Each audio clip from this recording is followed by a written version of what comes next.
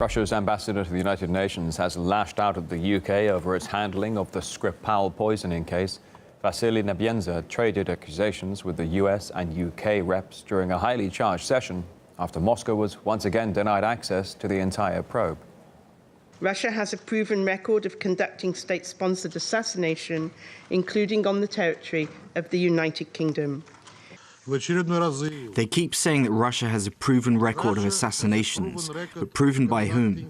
Our Western partners don't listen to us and don't hear us. They don't need facts. The United States agrees with the UK's assessment that Russia is responsible for the chemical weapons in Salisbury.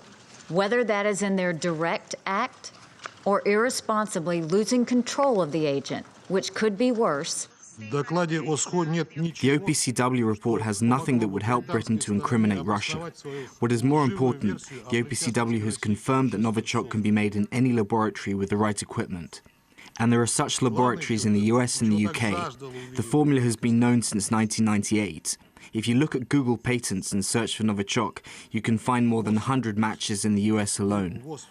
More than a month on from the Skripal poisoning, and questions over the source of the nerve agent used in the attack remain unanswered. The UK says neither its military lab nor the global chemical watchdog have been able to identify the country that produced the agent. Nadira Tudor has more details. We've seen an awful lot of tit for tat, and actually the barrage of accusations are coming from both camps now, from the Brits and the Russians. Now, the OPCW held a session behind closed doors at their headquarters in The Hague. It appears that there was confirmation from the British side that there was no information about the source of that chemical agent that was used in the Salisbury attack. Let's have a quick listen to what was said. Neither DSTL's analysis nor the OPCW's report identifies the country or laboratory of origin of the agent used in this attack. There is no plausible alternative explanation for what happened in Salisbury than Russian state responsibility.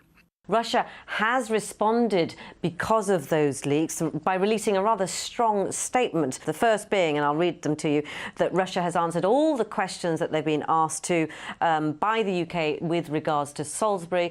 And secondly, Russia provided proof that Novichok was produced and patented in the US as a chemical weapon back in 2015.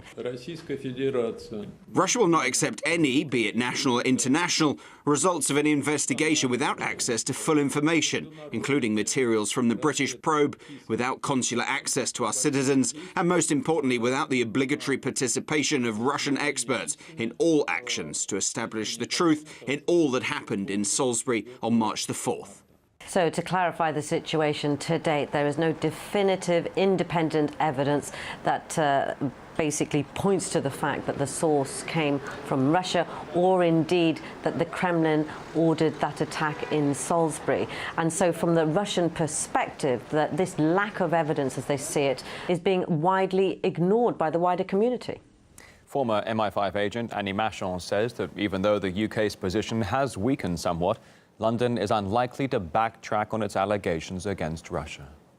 They've sort of backed themselves into a corner now. I can't see how they can rescind what they've already said, because particularly, not only did they expel 23 Russian diplomats virtually immediately before the OPCW had even had a chance to examine this so-called evidence, but they encouraged a lot of their NATO partners to do the same thing. So they can't afford diplomatically to row back from this position, particularly in a very vulnerable diplomatic time for Britain with Brexit looming. So I'm not quite sure what they can do apart from to keep scapegoating Russia. But I suspect, rather sadly, this is going to sort of languish in the conspiracy theorist category for anyone who questions this very threadbare official narrative that Britain has pulled together.